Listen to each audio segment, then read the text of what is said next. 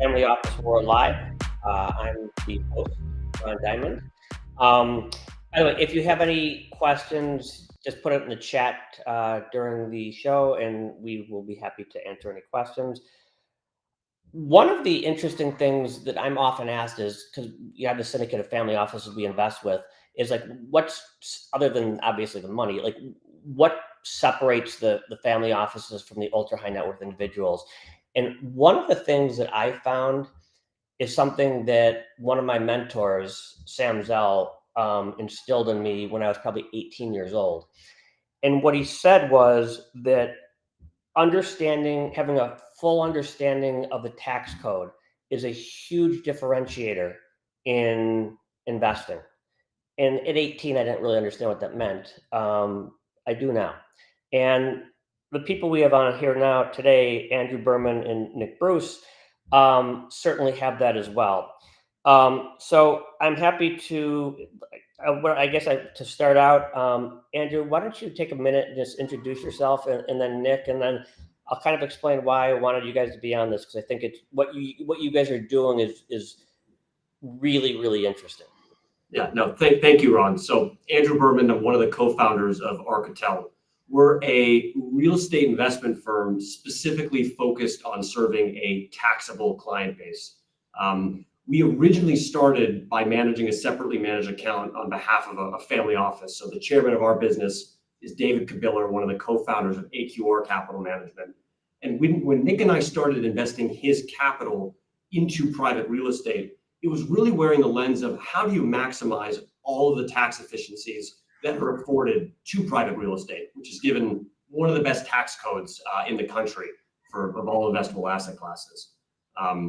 If you want to. Yeah, and so my background is in traditional real estate, private equity, worked at a number of firms, Deutsche Bank's Reef Real Estate Investment, and then Oaktree Capital in their opportunistic and distressed real estate group. And having worked at those firms, it became very apparent to me that despite them having underlying taxable investors, tax just wasn't a component of really anything from the underlying investment decisions, from market selection, product selection, asset management decisions, right through to product design and consideration of structures and matching investment strategy with those structures. So the opportunity to really create a firm where tax and tax considerations are fully weaved into the entire process, which, as a third-party manager, we're able to really maximize the returns that an investor gets in a very significant way versus an agnostic approach. Maybe just a brief kind of overview on our firm and where we are today. So after we started managing David's capital in a separately managed account and seeded a track record, we launched a third-party business. This was about 3.5 years ago today. So we're managing funds on behalf of over 100 specifically taxable investors, primarily family offices, ultra high net worth individuals that are really utilizing us as an outsourced family office solution if they're not of scale to do direct real estate investing themselves in a diversified manner. So here's why I wanted to have you guys on the call. About a little over a year ago, maybe a year and a half ago, I run one of the Tiger 21 groups in Chicago, and there was a dinner, and it was hosted. I didn't even know who was hosted by it. And I went to the dinner really just to hang out with some friends. But at the dinner was David Kabiller. Now, David I've known for 40 years. He's an uber successful entrepreneur. He's one of the co-founders of AQR. And when he's there, I'm like, okay, whatever he's going to say, I'm going to certainly listen to. And it was at that presentation that he was talking about what I think he refers to as tax-aware investing. And it was fascinating. I'm a glasses half full person, which is both good and bad. The bad part is, everything sounds great.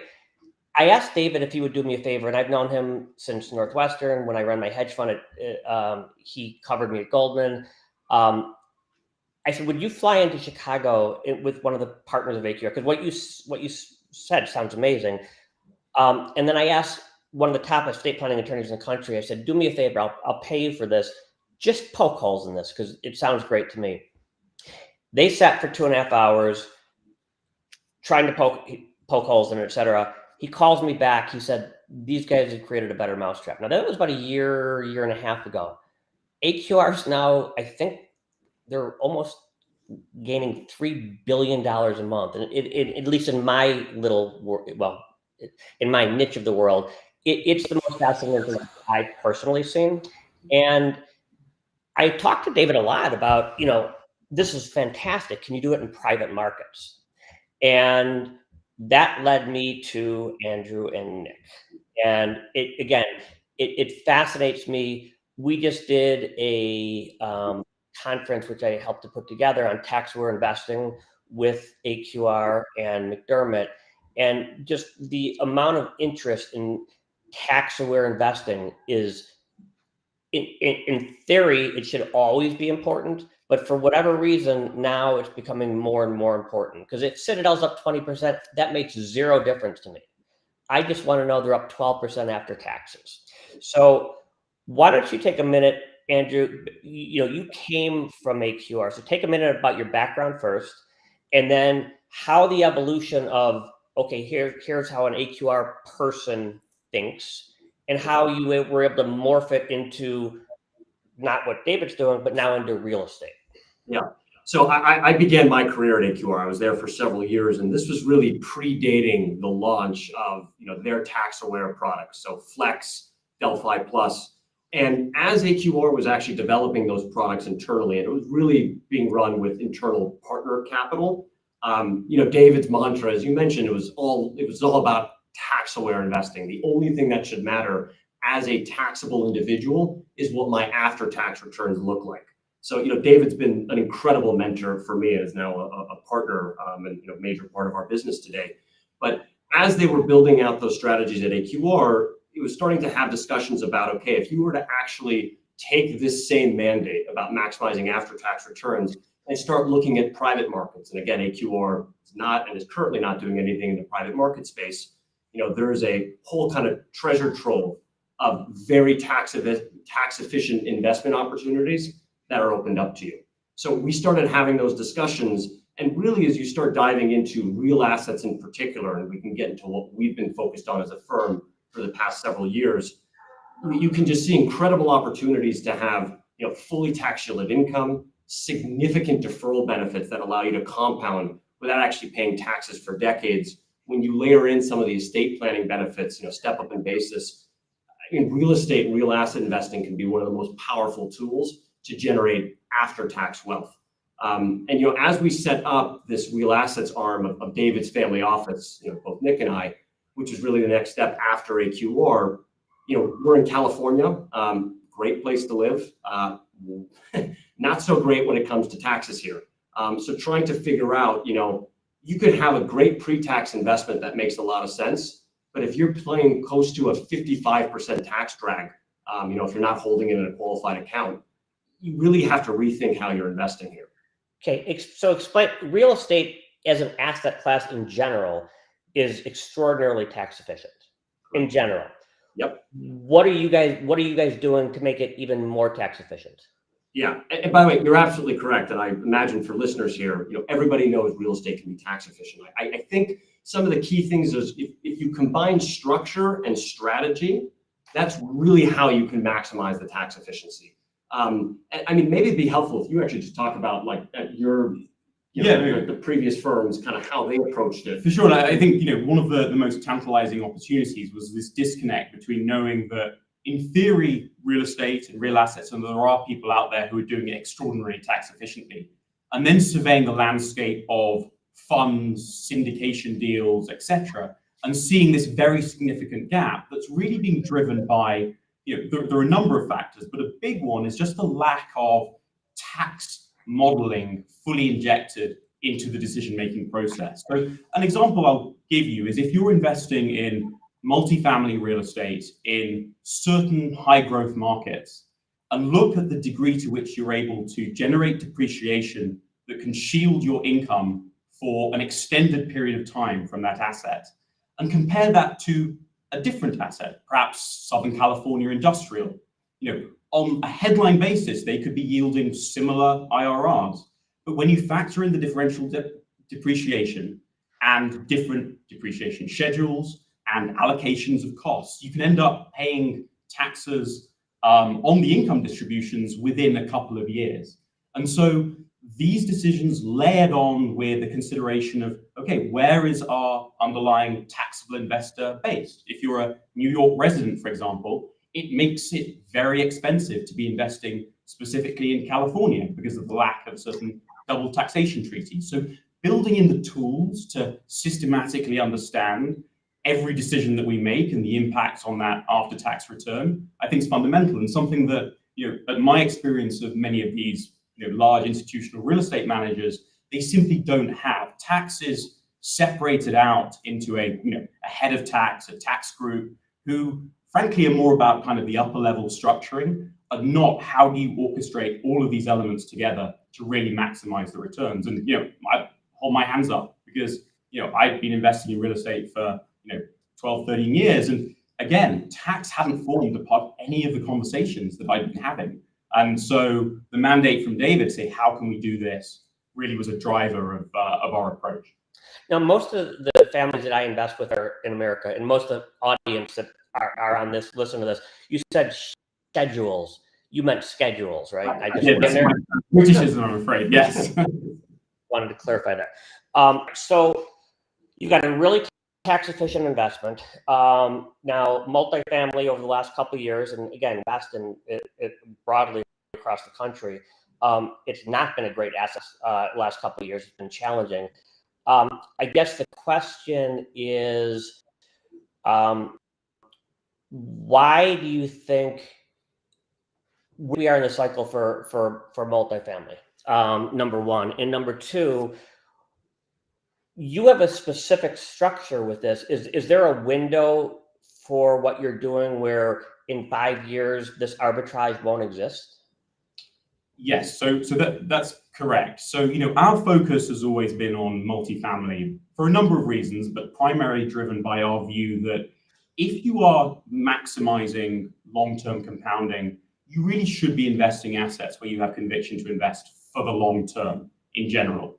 And so finding the sector within real estate where you have the greatest conviction that there will be demand for places to live, that you understand what consumer preferences are in terms of where they want to live, the neighborhoods, the unit types, and compare that to the other sectors, then it presents very well on that basis. And then you layer in the tax benefits that are significantly greater for multifamily, are largely driven by a reduced schedule, which means you can throw out more depreciation. A fundamental. Schedule. I'm going to step in and correct him every time that happens. Yeah.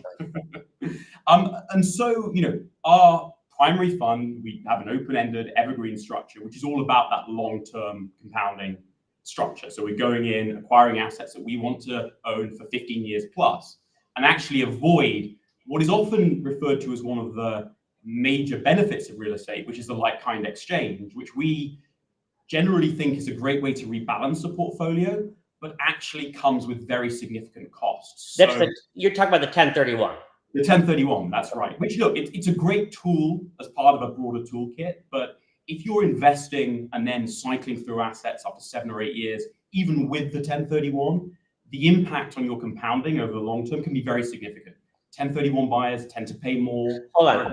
Why is that? Because I always thought that 1031s, I understand obviously, but I always thought that a 1031 is a huge advantage in real estate, and that helps. It's without doubt a very useful tool if you need to rebalance your portfolio, or there are other reasons why you need to sell out of an asset from a pre-tax basis. But one of the things that we're very aware of are the degree of fees that are involved in those transactions, those churn costs, but really crucially, the fact that given the limited time that you have per IRS rules to find a replacement asset, you often find that 1031 buyers are overpaying for the underlying assets that because you've got a shot clock. That's correct. I mean, we found, by the way, in the past, if there's a marketing process and we're submitting a bid on an asset to acquire, if there is another 1031 buyer that's in that pack, they tend to be 5%, even 10% above the rest. So it's almost a similar dynamic to what we see in kind of the opportunity zone space. To an extent, there are certain tax benefits, which certain deals can work well, but the pre-tax pricing can sometimes reduce the potential after-tax benefits of those. But sort of moving back to kind of how we're focused on multifamily real estate today, as you mentioned, there has been a very significant repricing of multifamily assets, particularly in the Sun Belt. And so what we find is that there's an opportunity for us to put out preferred equity investments into high quality multifamily residential at a very attractive attachment and detachment point in the capital stack, where we're also able to structure these deals so we get a lot of the same tax efficiency that you can get from a long-term hold. And it's really being driven by the degree to which values have declined and the degree to which a lot of existing sponsors and developers rushed into these markets at effectively the peak, the wrong time to be doing so, and took out short-term debt, which is now maturing. There's a loan maturity wall in these markets that really spikes next year. And so that's driving among the best terms for preferred equity that have been available in 15 years. I've been doing pref equity for about that time. And what we've seen is that the degree of leverage that you have today in this particular sector at this time is pretty much without parallel. And that can really help the tax advantage nature of these preferred equity deals, because we can negotiate in certain characteristics that we otherwise couldn't to reduce the tax drag. And Andrew, when you don't come from a real estate back, you come from AQR, which is a quant shop. How do your worlds collide? Yeah, no, and by the way, AQR is not a real estate. It's not a real estate shop. So not what I would call the typical real estate investment background, which candidly, and I've known Nick socially and as a friend now for coming up on a decade, very clear thing to build a team and bring partners in that have that institutional blue chip background here as we're building a real estate focused investment firm. I think for us, it's the integration of the tax focus, just watching how AQR was starting to manage internal partner capital as they were building out these tax advantage public market strategies. And then the overlay of how do you use data and how do you use alternative data sources to be more selective during the investment and due diligence process. And I think the key thing here, by the way, because every real estate firm, every private equity firm is going to talk about the data sources they're using and how they're being smarter. I think the thing is, if you compare true alternative data sources, we can give a couple of examples here, to help you think about, which beyond the cities that you want to invest in, what submarkets do you want to invest in? Which specific property types, if you overlay zoning restrictions, do we think will have the most compelling supply and demand dynamics, like for rent townhomes compared to traditional garden style apartments? So there's also the injection of how do you use data to complement or augment that traditional due diligence process, be more selective with kind of the funnel to determine where you want to invest and which specific property types you want to invest in. And then again, it's the tax overlay. It was that tax focus, and really also now, and we can get into the title of this webinar too.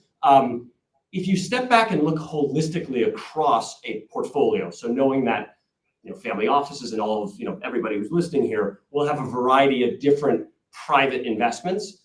if you actually can sync some of those investments up and look at the tax characteristics of each individually, there's an opportunity to be able to optimize and maximize the after-tax returns across your portfolio as a whole. It's this concept of pairing passive income generators, or PIGs, with investments that generate passive activity losses, or PALs, which, by the way, multifamily real estate done traditionally, like our Evergreen Fund, is a significant passive activity loss generator.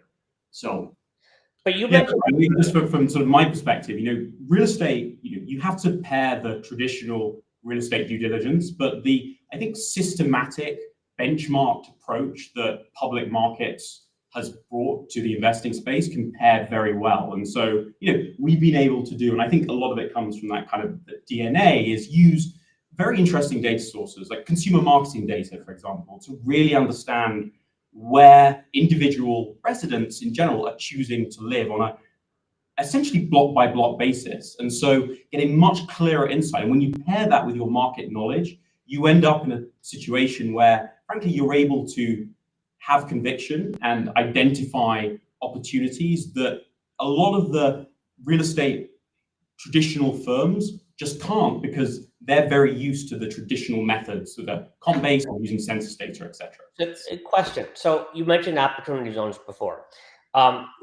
What's interesting to me, and I want to get your perspective on this, one of the reasons I think AQR is growing at $3 billion a month is that the tax part is the icing on the cake. It's not the cake. Yeah. That seems to be what you guys are doing. What the tax part is the icing on the cake. It's not the cake. Correct. But opportunity zones, and again, I'm a little more educated than a layperson, but that's the cake, right? So it's difficult to generalize, and there are some fantastic opportunity zone deals that we've come across, and many people will do very well. But we have certainly seen a trend for developments occurring in opportunity zones which simply don't stack up and wouldn't have stacked up were it not for the tax benefits. And so overpaying for land and triggering activities which frankly end up being delivered that don't have a market today and may not. So not really a full evaluation of the much higher risks of investing in some of those locations. Look, there are some fantastic opportunity zones that, as a result of the way that they were selected, actually have all the characteristics that you would want, but you have to differentiate between the two. But I've got a lot of people that invest alongside me, and they're looking for they're aggressively looking for an opportunity zone. It's because of the taxes, and that's not the reason to do it. So for us, actually, although all else being equal, an opportunity zone nearby it has very limited effect on our plans. Actually, in some cases, it's a red flag, because we've seen if we're close to an opportunity zone and we're looking at acquiring a multifamily asset for the long term, that actually can lead to excess supply where there is competitive rent dynamics which impact our investments. Again, because it's product that shouldn't necessarily have been built, which undermines our strategy. So in actually many cases, opportunity zones are something that we really have to diligence and understand whether people are allocating money where they perhaps shouldn't be. And I think to another part of your question, Ron, the tax benefits cannot guide or should not guide just the investment decision outright.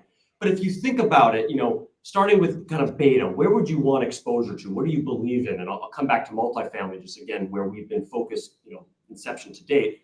If you look at the underlying supply and demand dynamics, especially in these markets, you still have persistent in-migration of high-skilled, high-knowledge workers. You still have job growth, combined with a significant slowdown in new construction starts that have really fallen off a cliff over the past 12 to 18 months.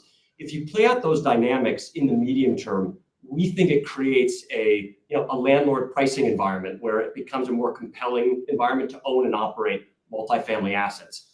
Now you then layer on, what we will call structure alpha. How do you think about investing in those assets whereby you're able to maximize all the tax efficiency that is afforded to private real estate if done correctly, and minimize a lot of the frictional costs that come from cycling in and out of those properties. Look, and then the last part here too, and we'd obviously love to go kind of toe to toe, just inception to date, based on how we've been investing. It's the alpha part. It's how can you be more disciplined or diligent in selecting the best submarkets within those cities, particular property types. How do you manage those assets to try and provide value above and beyond just the beta and structural alpha that I just spoke to?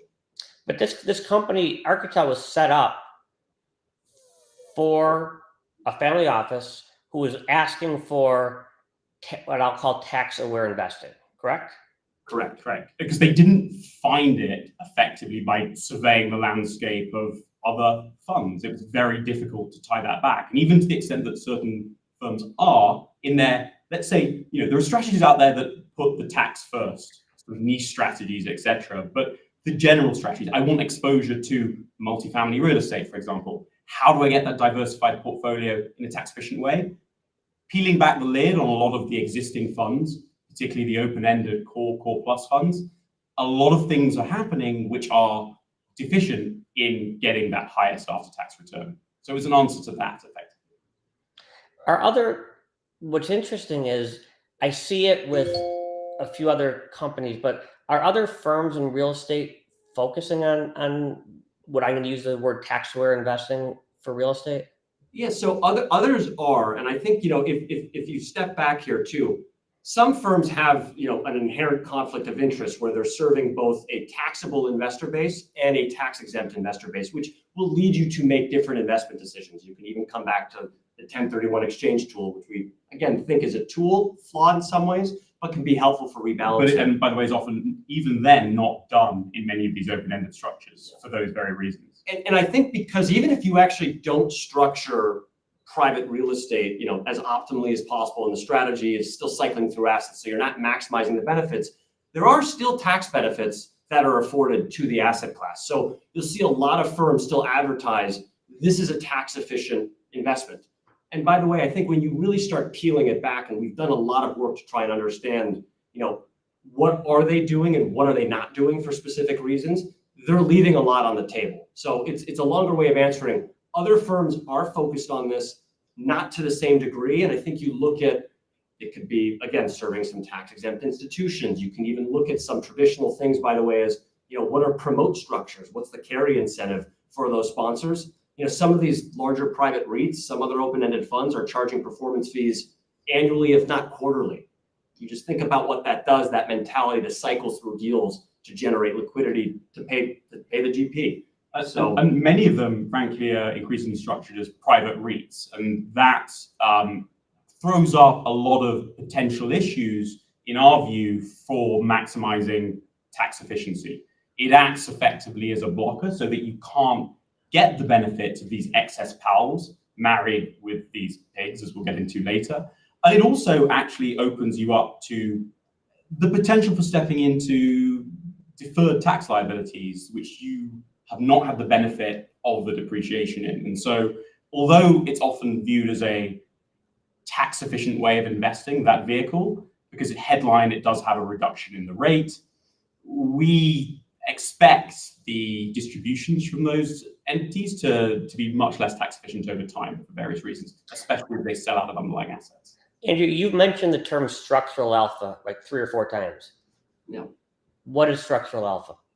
So structural alpha is, how do you think about, again, designing an investment vehicle where you really have the ability at an investor's choice to be able to stay invested and compound tax efficiently and really defer payment of taxes, of certain fees, by the way, like in our evergreen strategy, an investor can defer payment of our promote indefinitely by remaining invested in that fund. So it's only at the moment in which they redeem do they then pay that fee. It's also the concept of when you underwrite to longer time horizons and longer holds, and you're not cycling through assets every 5 years or 7 years, which is the traditional real estate underwritten time horizon, you're avoiding paying a lot of the frictional costs that come. So broker fees, legal fees, diligence fees. So structural alpha is just a combination of the actual structure you're using, in this case, a limited partnership vehicle, which allows pass-through of passive activity losses via K1s,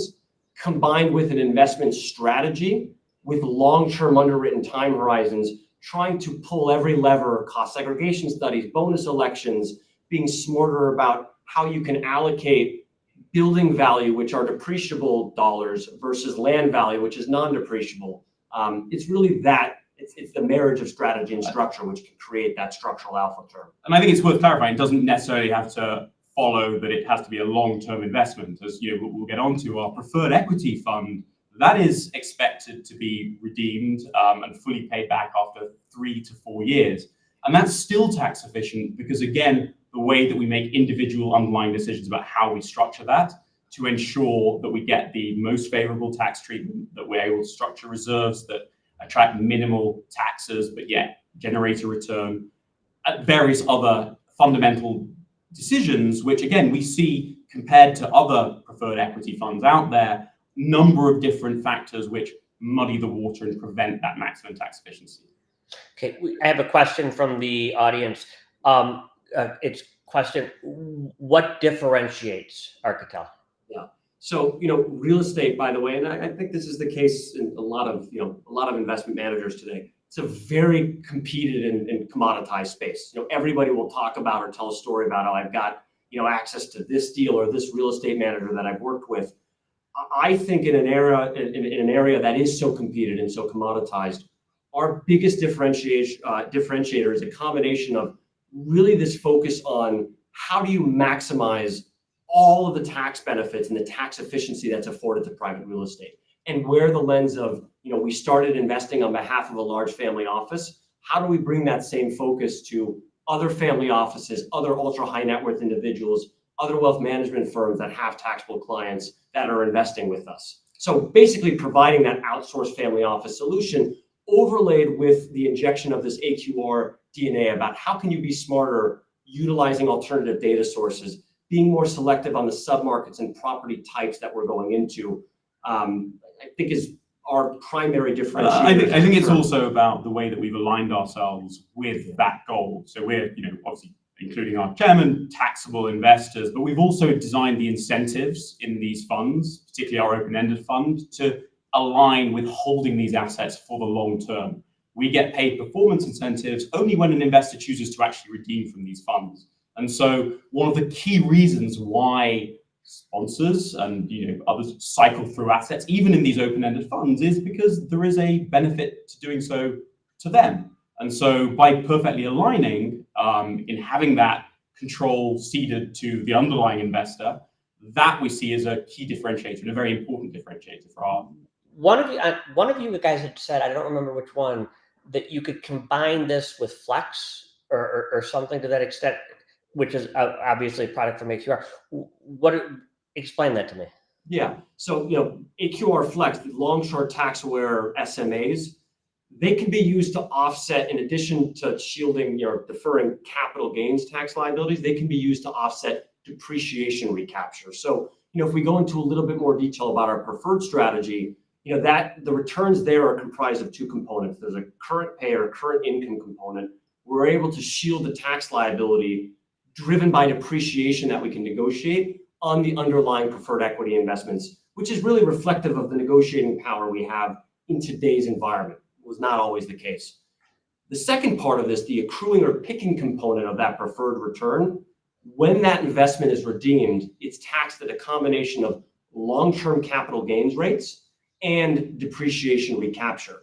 AQR Flex can be used to offset both the long-term capital gains and depreciation recapture components. So, even stepping beyond our preferred strategy, looking at other real estate investments, obviously you need to think about what exposure do you want for your portfolio? Are you looking for additional real estate exposure? Are you trying to pare down? But actually AQR Flex can be an alternative to utilizing a 1031 exchange. You can crystallize the sale of a building, pay tax, trigger a tax liability, and with enough notice, if you can do it in the beginning of a year and you allocate to an investment such as AQR Flex, the losses that will spin up can be used to offset the depreciation recapture and long-term capital gains. So just another tool that's available to investors. But the combination of the two, 1 + 1 = 5. Yeah, it's extremely powerful because this becomes, again, a way to really defer for as long as you stay in that capital loss generating strategy, whether it's AQR Flex, whether it's another real estate investment that's generating passive activity losses, which can also be used to shield depreciation, recapturing the long-term capital gains from the sale of other private real estate assets. It's a way to bring those tax benefits forward if they're suspended, which we can get to, and defer crystallization of that tax liability potentially indefinitely. I mean, if you pass away with it, you get that step up in basis, and it's really part of the magic of the tax code. It's interesting. I used to run a hedge fund when I was about your age, both your ages. I was presenting the idea to a large family office. This was in the early 90s when family offices were really just getting started. And the patriarch had his estate planning attorney in the room. And he had no clue. I was talking strategy. He had no. So afterwards, I just asked him, the patriarch goes, with all due respect, why was he here? I mean, why? And then he kind of had a smirk on his face and he patted me on the back. He goes, you'll understand someday. He goes, the goal is not to be worth $1 billion. The goal is to be worth zero, but control as much as you can. And all these T&E attorneys do is get stuff out of your estate. That's when it really hit me, the power of tax-aware investing. And one of the things that I found, as David found, is that oftentimes your estate planning attorney is as, if not more important than any of your money managers because of how you're structuring it. So can you touch on that? Yeah, I completely agree. And by the way, I think one issue we've seen, and I think this is changing. I think we're in the early innings of the shift to after-tax returns are really what should matter, what should be graded on behalf of taxable clients. But integrating, pulling in, whether it's a estate planning attorney, whether it's a tax attorney, whether it's actually the tax preparer. So if you're going into a direct investment or direct deal, having the tax attorney at the onset who's helping you structure, talk to whoever's going to actually be preparing and filing that tax return to make sure the tax characterization is what you think it will be. It's critically important. I mean, by the way, as a firm, we'll do that every time before we go into an investment. It's coordination between our tax team, both the tax attorneys on the structuring side and our tax preparers who are actually signing the tax returns with us.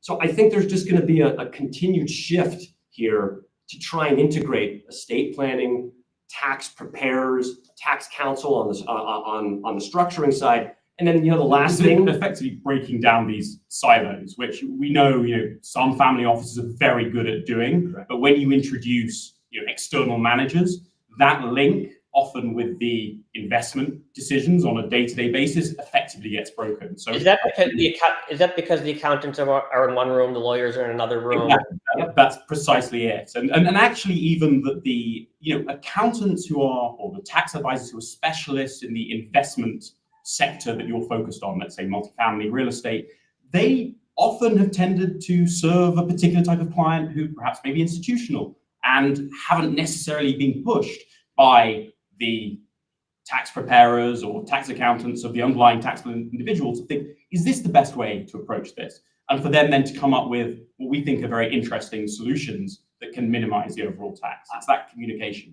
I also think there will be a shift to after-tax reporting, which again, we're in very early innings on this. That doesn't exist right now. It does not. We are, for our current clients in our Evergreen Fund and for this preferred fund, making an effort to report on an after-tax basis. There's enormous complexity when you start integrating state. But again, industry is going to move here. I think there's going to be tools that will become available. It's a great business opportunity, by the way, for somebody who wants to build that tool and own that space. But we think it's coming, and I hope it shines a spotlight on, candidly, some investments that, again, if you just make different decisions on the way in, you can get a dramatically different after-tax return outcome. It's the last example I have to give before kicking it back to you, Ron, is the preferred equity strategy that we're running and the investments we're making. If you took the same underlying investments but structured it differently, on an after-tax returns basis, there can be a 50% difference in terms of tax drag. It can be 50. It can be a step to ordinary income tax treatment on the distributions that you receive with no tax shield from depreciation. It can be a shift to, on the accruing or picking portion, potential phantom income tax liabilities. And it can also remove your ability to actually shield and defer the crystallization of those taxes when you pair it with Flex or with other private real estate investments that have generated those passive activity losses. So it's dramatically different for the same underlying investment. It's the same pre-tax risk-reward return profile, dramatically different on a post-tax basis. I could talk to you guys for hours about this because I in my world, after-tax investing it's said over and over and over and over again. And the structural alpha. Just out of curiosity, we need to wrap up fairly soon, but just out of curiosity, are you guys incorporating AI into anything that you guys are doing? And if so, how?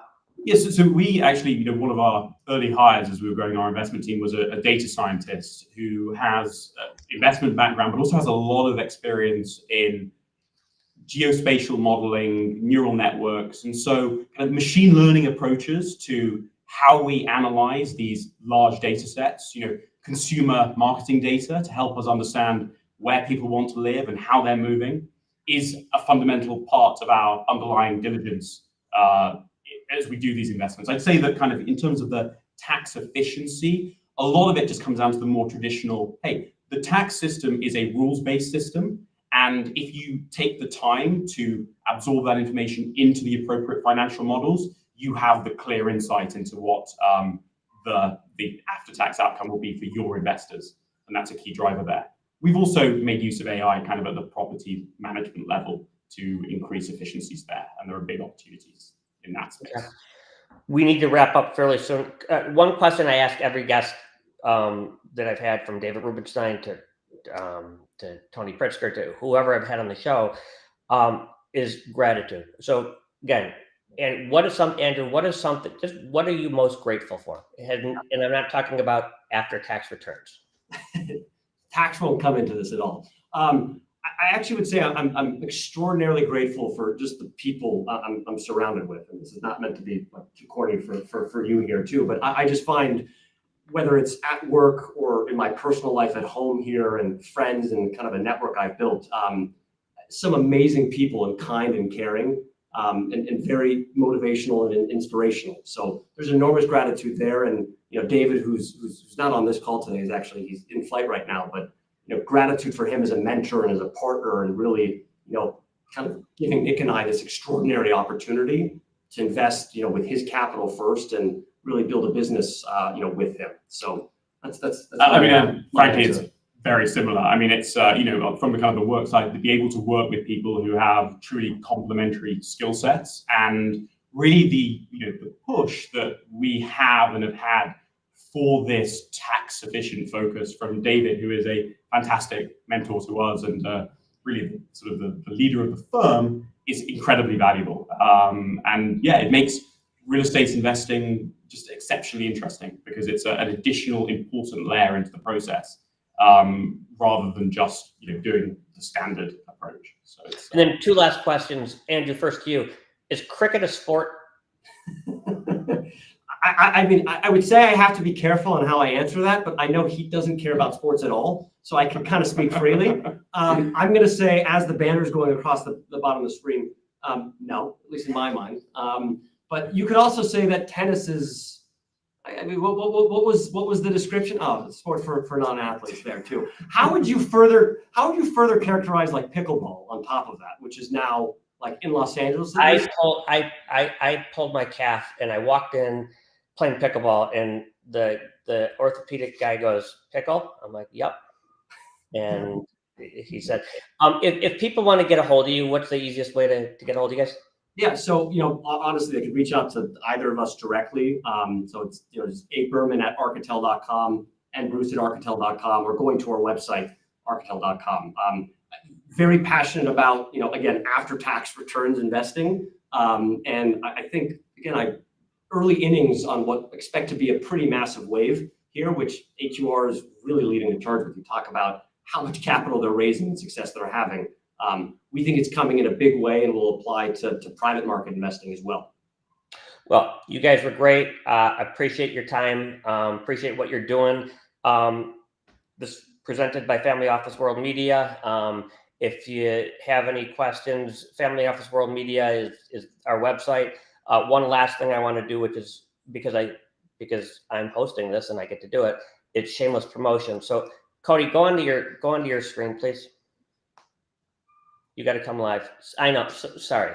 So Dan Ives has become a friend, and he's got this clothing line, and it's like these ridiculous clothes that I would never wear. But apparently, the clothing line is doing real well. So I have launched a new clothing line. Cody, I'm sorry. Just if you could just stand up for a second, just for a sec. Right. So this is really just for It's shameless promotion, but I'm launching a clothing line competing with Dan Ives. In any event, this has been terrific. Great having you guys. Cody, Cody, I apologize. I'm sorry. Great having you guys. Thank you very much, and look forward to seeing you soon. Thank you, Ron.